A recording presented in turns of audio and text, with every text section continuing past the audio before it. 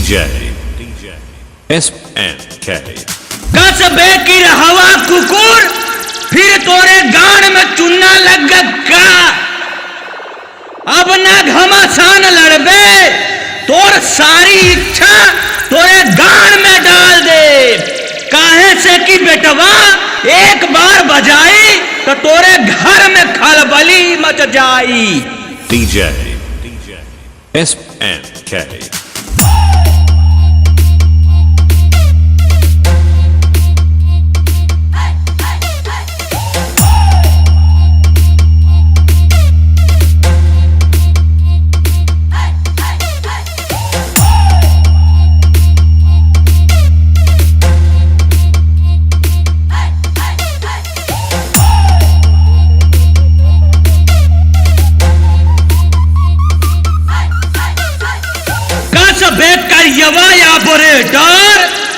dialogue सुन के तोरे गौर से धुआं उठ जकाबे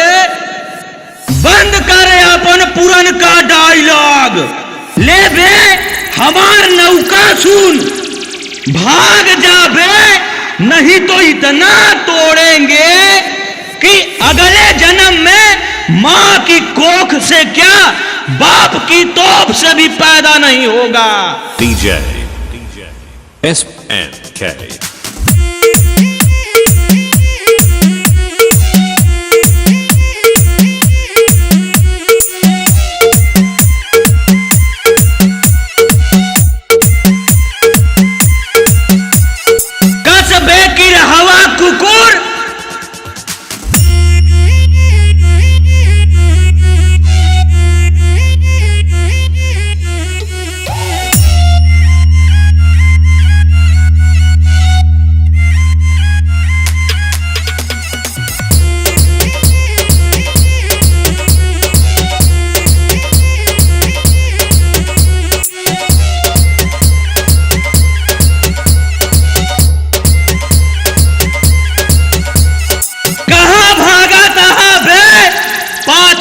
धुआं निकल गया का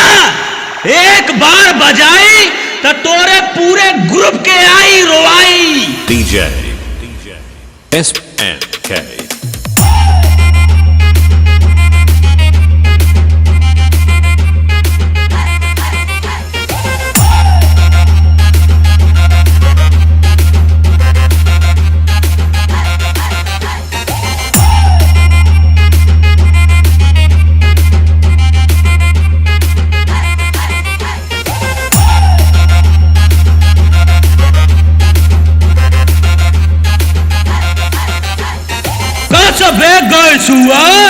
कहाँ भागत है बे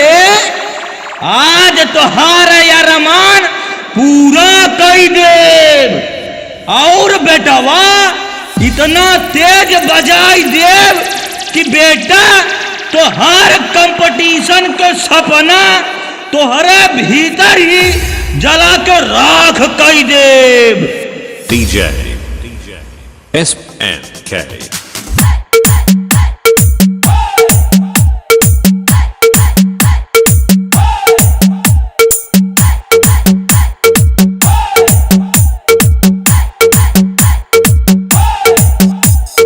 DJ